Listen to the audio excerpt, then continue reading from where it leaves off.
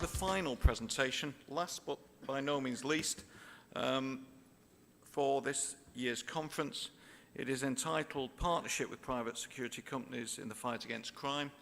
I'm going to invite Mr. Michael Aboud. He's the Executive Chairman for the Administration for the Amalgamated Security Services Ltd, based here in Trinidad and Tobago.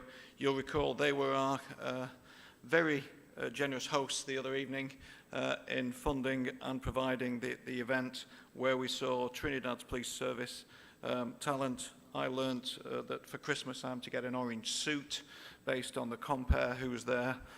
My wife was particularly impressed. Michael is the founder, chairman and CEO of Amalgamated Security Service. It's a company that's been based in Trinidad for over 30 years, and they describe themselves as a leading security service provider in the Caribbean region, and presently the company has full security operations in Barbados, Grenada, St. Lucia, and is in startup mode for Guyana. In addition, they also have public and private sector involvement in Antigua, Dominica, St. Kitts, St. Vincent and the Grenadines, the Cayman Islands, Suriname and Curacao.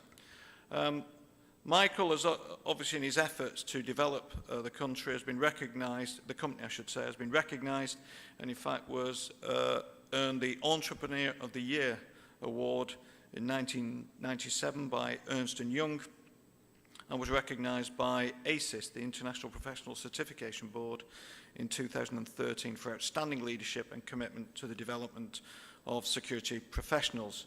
I have to say his skill sets and the company goes into areas that traditionally have lain solely within police areas, but he is a certified hostage negotiator, qualified in detection prevention of internal business fraud and theft by the Caribbean Institute of Forensic Investigations.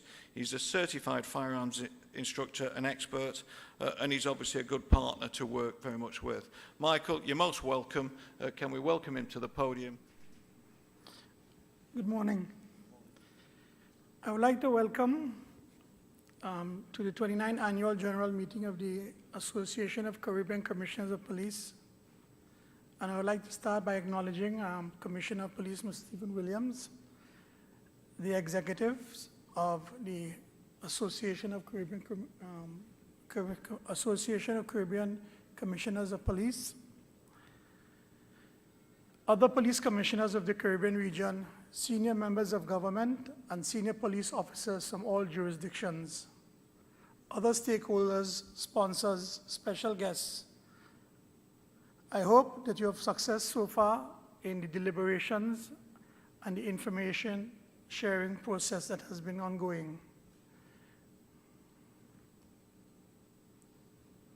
I've been asked to deliver on a topic that is most fitting to my professional career and expertise.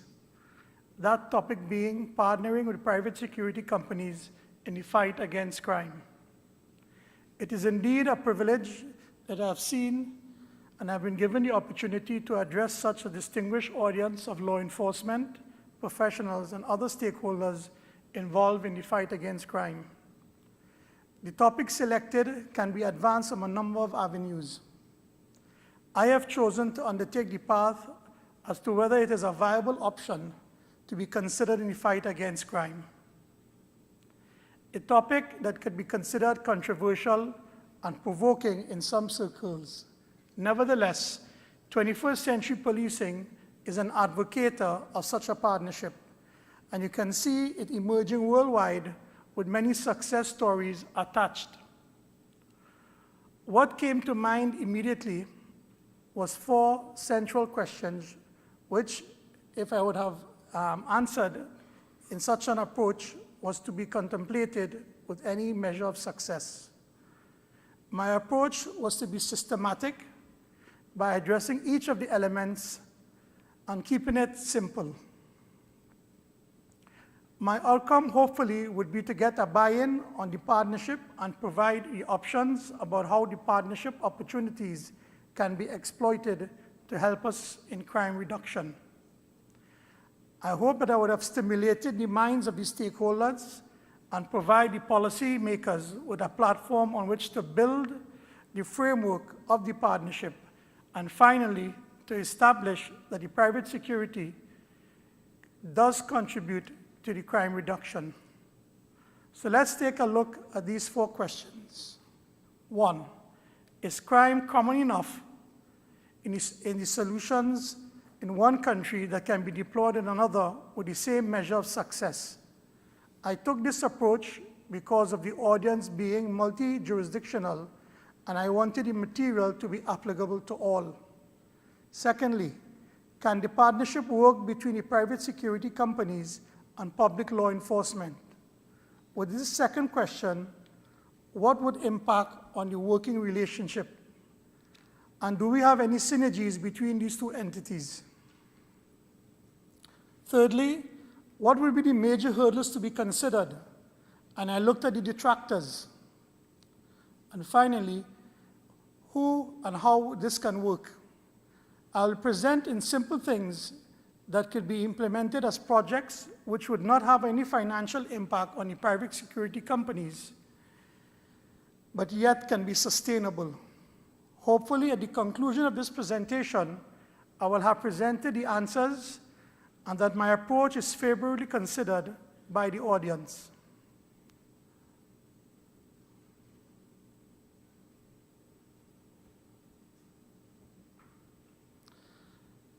Allied to these 4 questions is the concept of plural policing, which is a term used to best describe this partnership and approach to policing. As I present the philosophy and the workability of this approach to the delegates of the Association of Caribbean Commissioners of Police, I should quickly bring to the forefront that the manifestation of this topic has already taken place. Our own government of Trinidad and Tobago, with its own many initiatives being driven by our present Commissioner of Police, Mr. Stephen Williams. A series of these initiatives to date have already proven to be successful, and I have listed some you'll see on the screen in front of you, like the Private Security Network Commission, or the Financial Institution for Police Alliance. Others remain informal and have not necessarily been named. In other islands, they take on other forms, more in keeping with the culture and legal framework, and in some cases, these relationships exist but remain unrecognized and should be fully maximized on. It is hoped that after this session, they could be formalized and named. Let's now look at these considerations. Our first concern on the list is crime common enough among the nations to be planned for. Here I will show you that we do have a common ground, not only from the private security perspective, but also from public law enforcement. Do related aims exist?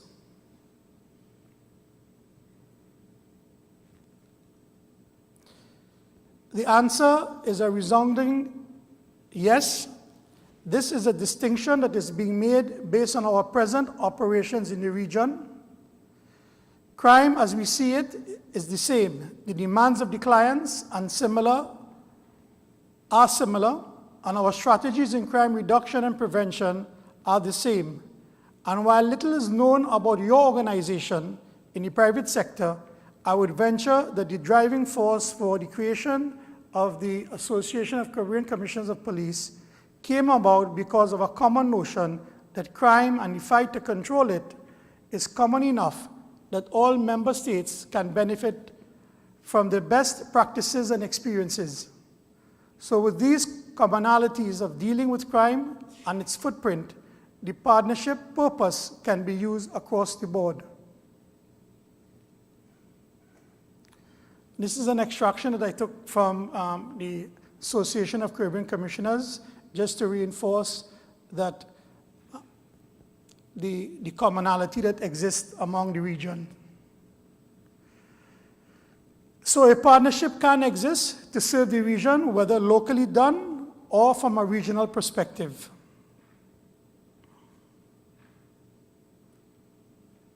So from the review of our first consideration, the partnership can work since the common ground is the same for private security as it is for public law enforcement. The concept is by no way new, something that I will reiterate several times during the presentation. Implementation is considered fast and cost-effective, meeting two derivatives that we face in our fight against crime. The first being that society's need for instant results. We're no longer willing to wait. And the second, the constant depletion of budgetary allocations. These two derivatives further support the advantage to be gained with a partnership.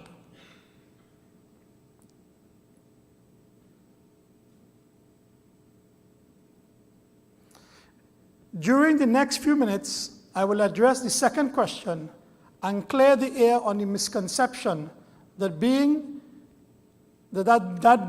private security and public law enforcement are so widely different that the concept of partnering could not work. Speaking from a first-hand experience, our success as a private security organization was only possible because of a forged relationship with the police. This assisted us in completing a full delivery service to our clients. So I would like to reinforce that the partnership is already in the making. The further emphasis that the relationship is inevitable. So for the second consideration, can we work together? I then looked at the definition of private security and public law enforcement to ascertain what would be the obligations of the organizations and the structures, and to see if there were any similarities that may have detracted from such a relationship. I took the definition first, and I have presented it there. It is an extract from Aziz International, and it goes on to say that the non-government private practice of protecting people, property, and information, conducting investigations, and otherwise safeguarding an organization's assets for profit, while policing, and I took a generic reference to it, the generic name for the activities of agencies responsible for managing public order and enforcing the law, particularly the activities of prevention, detection, and investigation of crime and the apprehension of criminals not for profit. Clearly, we have some emergent differentiators. The two main ones being who is being served and at what cost. And I went on further to rationalize that when we looked at who was being served, the private sector is a subset of the public domain. So it came down to at what cost.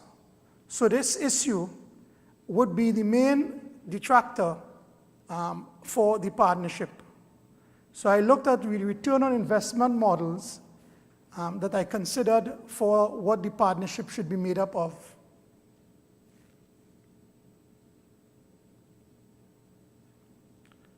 So what is this return on investment model? With private security companies, it's about a monetary return. For public safety, for public law enforcement, it is seeking crime prevention, crime reduction, high apprehension rates, and increased public confidence and safety, a non-profit approach.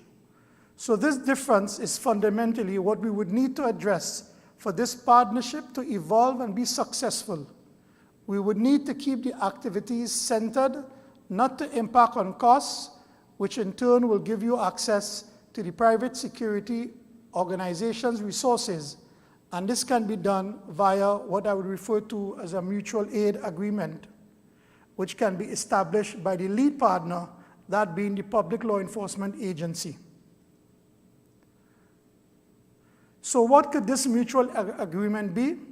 Well, in its simplest of forms, the exchange of information, the access to expert resources, manpower, and the resource assignments, faster processing of regulatory requirements or elements under the authority of the commissioner, and this very challenging one, a mandate for a minimum number of hours of work per month to be maintained by special constables in an effort to access this resource and to classify it as a requalification training so as to have access to them. Other dynamic forces which will push for the partnerships to exist is going to be the fact that greater demands are being given to be placed on public law enforcement, and that's simply because it is for free. The public law enforcement is required to serve everyone, as against private security, which comes at a cost. This inevitably will cause greater demands being put on the public law enforcement agencies. These demands are not necessarily going to be met merely from the standpoint of not enough available resources to public law enforcement, and that private security companies outnumber them in human capital.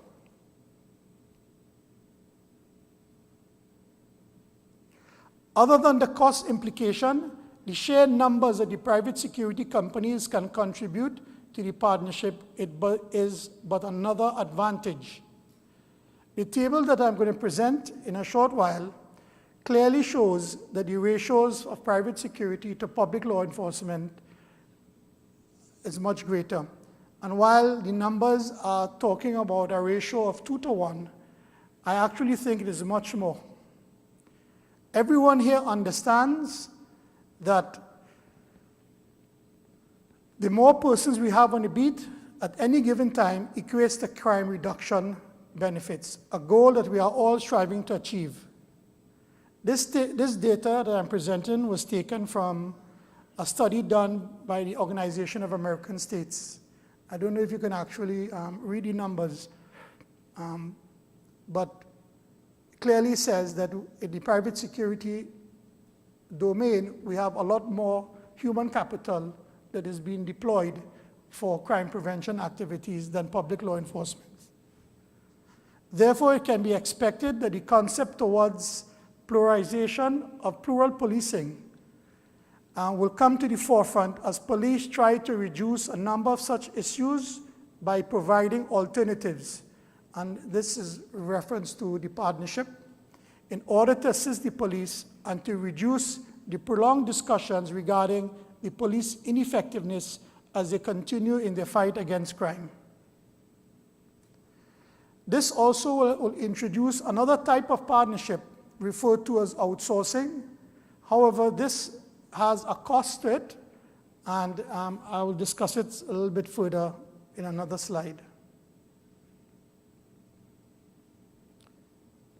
To this end, the concept of partnering with private security companies becomes a real option to be explored, and it sets the stage for its existence in various forms.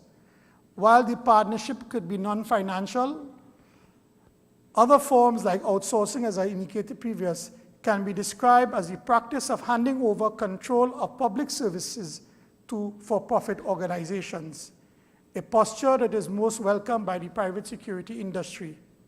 It does save costs. A familiar phrase that I will continue to use is the plural policing concept, which for all intents and purposes represents the embodiment of the partnership between private security and public law enforcement. Example of such outsourcing projects within the Caribbean region would be in Jamaica, with the protection of the prison perimeter, in Trinidad and Tobago, the transport of prisoners, and in Guyana, the joint police and security patrols. I will take a short point to briefly overview the term plural policing in case the concept is not fully understood. I can also label it differently by saying police networking. What is plural policing? The words continue to defy both sociologists and criminologists, as it is a confusing term for criminologists, as it defines something that is so diverse that it becomes a complex and theoretical application. Research indicates that the term plural policing is a broad interpretation largely pertaining to the devolution of police functions to other entities. This raises a series of questions, and more importantly, is how new is this modern-day policing concept?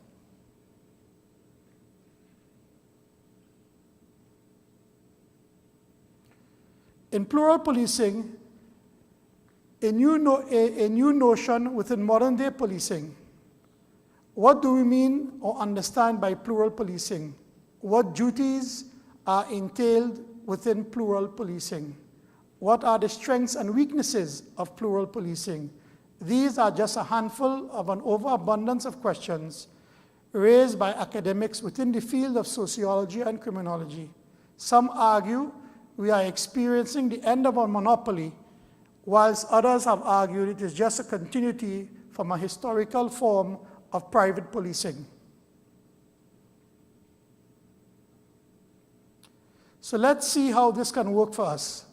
Firstly, the concern of the state with social control is perhaps most visible and dramatically embodied in the figure of the police officer. Can the private security officer be respected and accepted as a complementary body of policing? Well, the fact is, not all policing is done by police. Other agencies are involved. So the relationship with the private security should be encouraged. It should be symbiotic in nature, and it brings additional resources to bear in the fight against crime. One must be reminded that public policing grew out of private security. The stigmatization that private security suffers at the hands of public law enforcement needs to be changed, and with that concerns the lack of respect from the average citizen. Once this change occurs, the usefulness of private security will resound to the benefit of all. This change leads us to another dimension, which I will not cover today, that being change management. So we need to look at it as a post-modern form of policing. We will refer to it as policing beyond police. In summarization then, I'm presenting this concept that the police are an integral aspect of policing of society. And the picture that I wish to form is that other agencies and industries are involved in the holistic policing of society, of which private security is one. So to incorporate private security sector would be an obvious and natural synergy which forms the concept behind the title of this presentation, Partnering with Private Security Companies in the Fight Against Crime.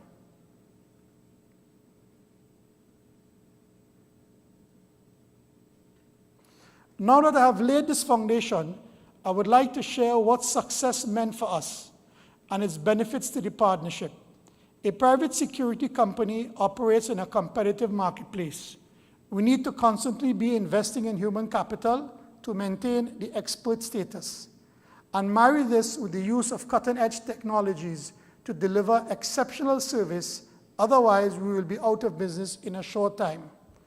And I can also say that technology, the lifespan today is sometimes as short as 2 weeks. So by the time your decision-making process becomes concluded on a technology, you find yourself that there's something newer out there that is better, and you end up with a particular technology. Partnering with private security, whose business is the promoting and sales of these technologies and the development, will give you that early insight as to what is out there, what is coming, so that your decision-making processes can be done in a fashion and a manner that will give you always the best immediately.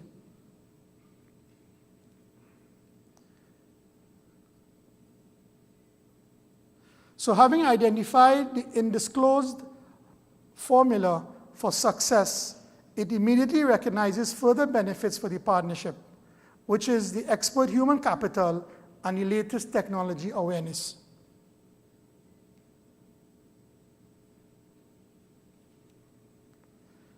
The issue of too little manpower meant not enough persons on the beat, a situation that is counterproductive to crime prevention.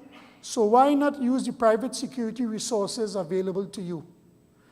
While you rebuild or retool your organization, we have a similar cadre of trained persons. The problem, therefore, would only now become whether or not the standards and regulatory concerns exist.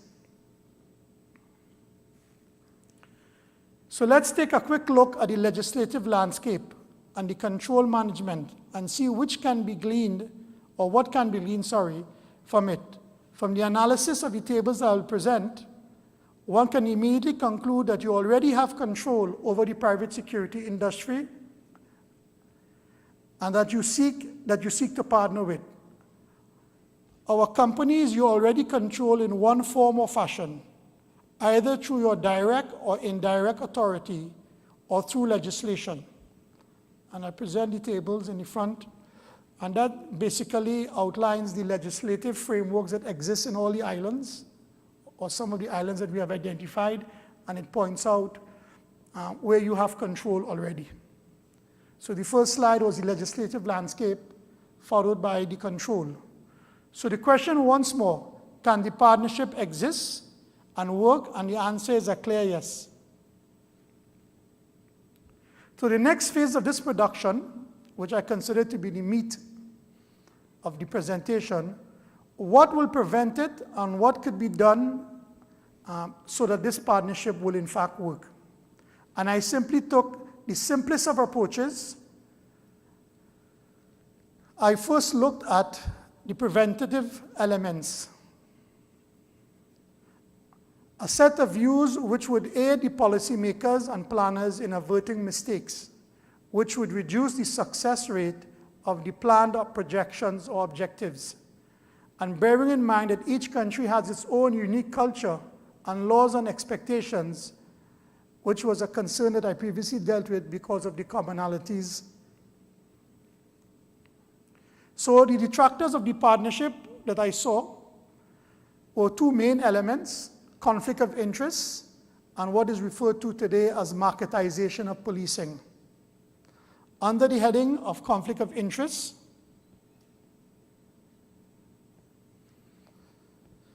the following items came to mind. Private companies are more concerned with profit rather than security. So should this be the case?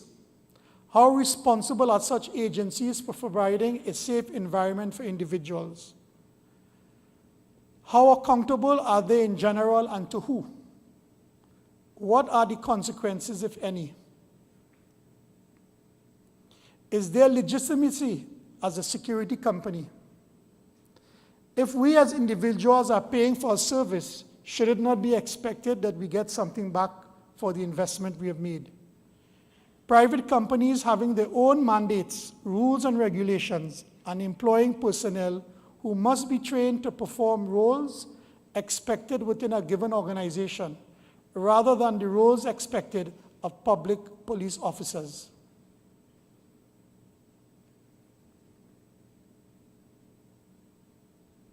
Secondly, the growing marketization of policing, which must be examined as this introduces new dimensions from within the ranks of police organizations. Marketization is a restructuring process that enables state enterprise or state bodies to operate as a market-oriented firm by changing the legal environment in which they operate. This is achieved through reduction of state subsidies, organizational restructuring of management, decentralization in some cases, and partial privatization. These steps, it is argued, will lead to the creation of a functional market system by converting the previous state enterprise to operate under market pressures and state-owned commercial enterprises. So I'm talking about here creating a competitive marketplace environment that will drive the policing function. Other issues that will contribute to the failure, which will be the perception driven by public law enforcement that we require change in attitude towards private security companies, which is typically caused by, ultimately, unfamiliarity with our expertise and the role that we play in the private sector. Assumptions being made based on the limited experiences of the public law enforcement with lower paid and lesser trained security officers. The notion that we are ineffective in helping to reduce crime and in crime prevention and crime control functions. With all of this in mind, I will now present what is needed for a successful program for a planning phase. We will need to mitigate against the detractors. We will need to deliberate on the following issues when selecting the companies: set standards or criteria for selection and training, develop the needs assessment, selecting according to priority and budgetary constraints what should come first, the capabilities and the availabilities of the resources within these organizations. The partnership also needs to be promoted so that it has the buy-in from the public. And what, if any, costs, direct or indirect? The need to establish a liaison officer would be extremely critical, and which infrastructure that will be put in place to drive these programs and champion the cause. So we would need strong, active founders, leaders, and facilitators.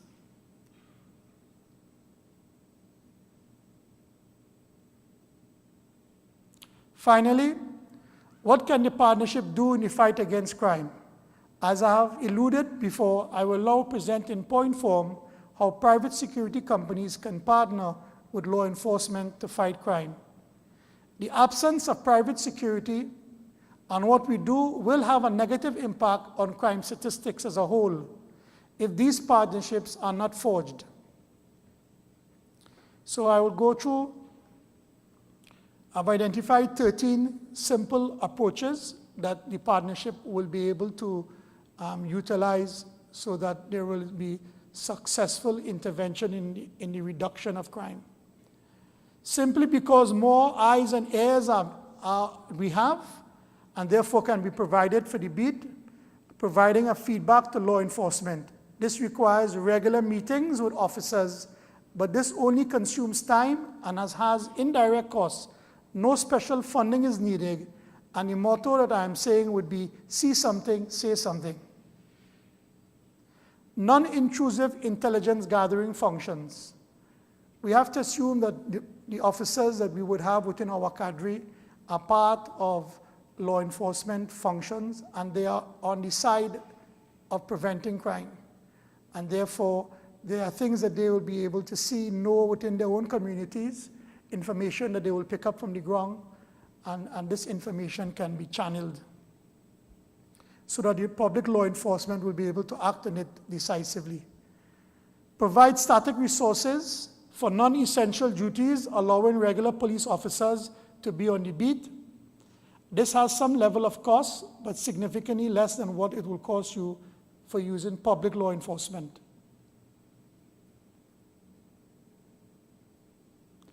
Allow vehicles to be able to have revolving lights, and make special reference to that because, especially at nights, it can aid in the function of crime prevention. From a distance, people will not necessarily know what is coming. While we say that the vehicles will have to be properly marked and so on to differentiate it from public law enforcement, the idea of this light coming up a street from a distance may in fact stop a crime that is in process, simply from a preventive standpoint.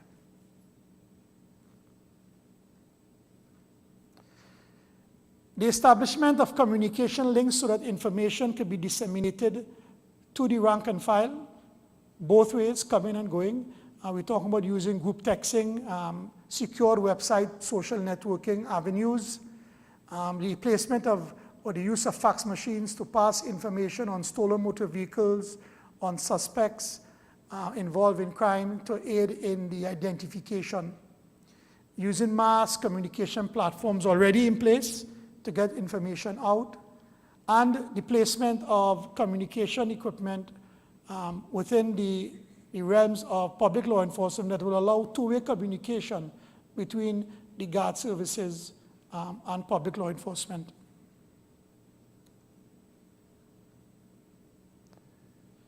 The provision of intellectual resources, sharing our expertise, our professionals, to aid in matters of crime, forensic work, and CCTV enhancement services. the introduction of video analytics and software sharing and the benefits that these bring from the private sector to public law enforcement. Access to databases that we, from the private security standpoint, have that will assist and provide additional information. The outsourcing of projects, which comes at a cost, but as I indicated, these costs are significantly less. And then the use of the monitoring stations that we control, where we monitor thousands of alarm systems that we can incorporate into the public domain and provide the aid in the first response to these alarms, and the use of CCTV solutions in combination. The training resource, an abundance of that we have. We talk about crime response, part of the first responder, where we can be incorporated into providing a first response function. We have many vehicles on the road, and we will be able to assist in some cases where public law enforcement may have demands, and we are able to reach on a scene quickly and therefore put some measure of control in place. Provide investigative services. Aid the police in giving crime prevention tips, doing security surveys of businesses and organizations to help them to harden their infrastructure, which at the end of the day will resound to better secured places, less vulnerable to crime. And the function of cyber and forensic crime expertise to supplement police forensic capabilities. Basically, these are the 13 items that I think that can be immediately implemented. It comes with a little bit of cost, if not any at all, and it will aid and bring forth the benefit of partnering with private security. If you look at the numbers, and you could get use of these numbers, is so many more eyes and so many more ears that you have to be able to understand and see what is happening on the ground. Having said all of this,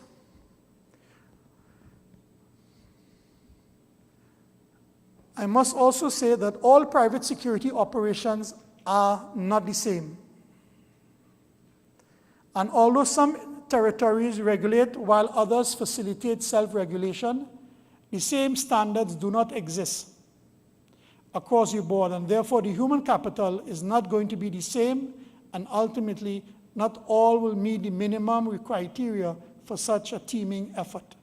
And that's a significant statement I'm making there, because this is important that we cross this hurdle of putting all security companies under one umbrella. In most cases, it is about the absence of training, poor selection of recruits, and deficient infrastructure, and the support for the staff that prevents the professional outcome from private security organizations. The law enforcement community should not judge the entire industry on the basis of only these companies, because they are companies who have invested in their staff and who do operate to standards. In summary, up all of what I've said so far, I would want to reiterate that the successful partnership is expected once it is put in place.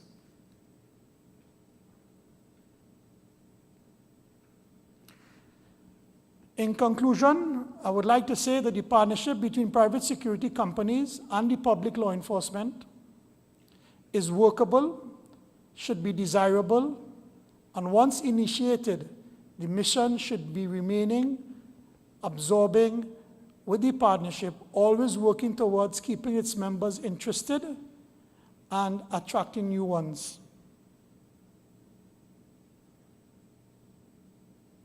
We should never understate the important role that private security companies play in deterring, detecting, reducing, and responding to crime.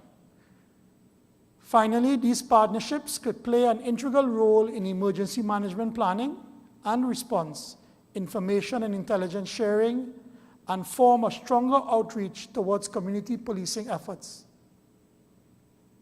Ladies and gentlemen, this brings me to the end of my presentation. Thank you.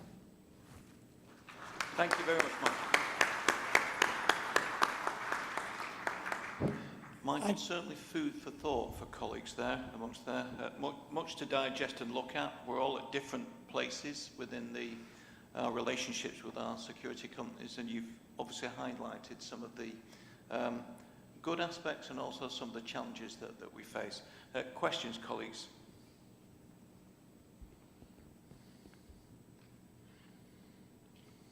Sorry, the lady. Do we have a microphone for the lady?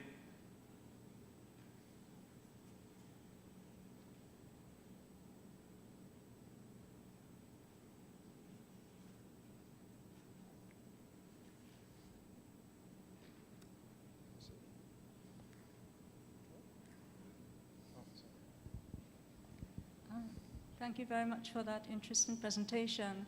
On the topic of the private sector getting involved in policing, and it brings a fresh perspective to policing, because private policing is always kept, most times, at the back burner of the role that they play. But I want to track back a bit to one of your slides where you talked about plural policing. And you gave some examples of plural policing in the Caribbean. And that's very important because it goes to show that plural policing is, or in fact policing in the Caribbean is evolving. But I didn't see in that particular slide where any mention was made of perhaps the banking, the shipping, and the airline industries, because these are the vital links to the economy that criminals are using to perpetuate criminality. And if we are dealing with the topic of transnational organized crime and how to combat it, then it's very important that we embrace these vital sectors of the economy. So I don't know if it might just be possible to embrace them as part of that partnership, because it makes it more holistic. If we have to fight crime in Trinidad and in the Caribbean based on the nature of organized crime that we're dealing with. Well, it is already occurring. In the case of the financial institutions, there is an association that was created between in the financial and the police, which we call FIPA. And basically it involves where the financial institutions and the police are together in partnership and exchanging information on the technologies and the prevention. And it has been working so far very good. And I'm sure that in the other areas, once the outsourcing function is desirable, that it is very possible. And I don't have examples of where we are replacing security in the ports or the airports, but we do provide auxiliary services. We do man the baggage scanners. We do provide access control resources, so that it is taking form already. Thank you. Okay, well, Kelvin?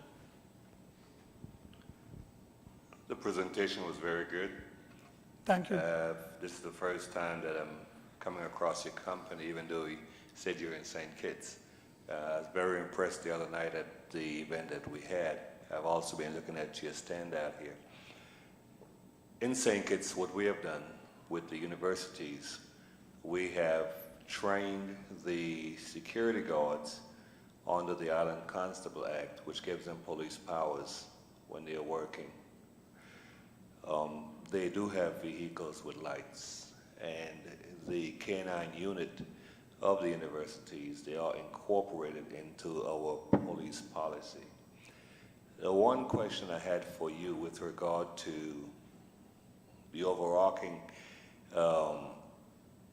request of security to be embraced by law enforcement with certain powers in terms of more boots on the ground. The question I would ask is, if a security officer were to become involved in police operations and they were killed, who would be responsible for that? That can be addressed from the concept of if you're working for a private security company and we have insurances that cover the function of the officer, and if that function is to provide support or to be an auxiliary element, and something happens to them in the line of duty, they are in fact covered. So that is how I would address that. In the case of not having us in terms of a presence in your island, we do provide electronic services. So we don't have boots on the ground, but we do provide consultancy and electronic system solutions. Okay, another caller. I want to say that this was an excellent presentation, Mr. Aboud. I'm truly impressed. I work in the private sector. I run 3 power plants. I have a responsibility to provide first-class security as far as technology and the training of resources and that type of thing. And I've always wondered why we were not called upon sometimes by national security to assist, because, you know, we go to the ASSL conference and we are part of that, and that professional group. So it's long overdue. I'm glad that you're leading the way, and I hope that a lot of people pay some credence to what you're saying today. Thanks so much. Thank you. Just to reassure you that we are, it may not be in the public domain, but we do provide our opinions and we do give our advice on many matters. Okay, there's no further questions. It just leaves me to say a sincere thank you for the presentation and to make a short presentation on behalf of colleagues.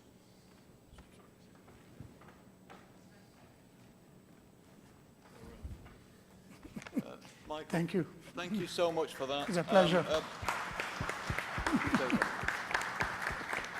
very much. Thank you. Cheers.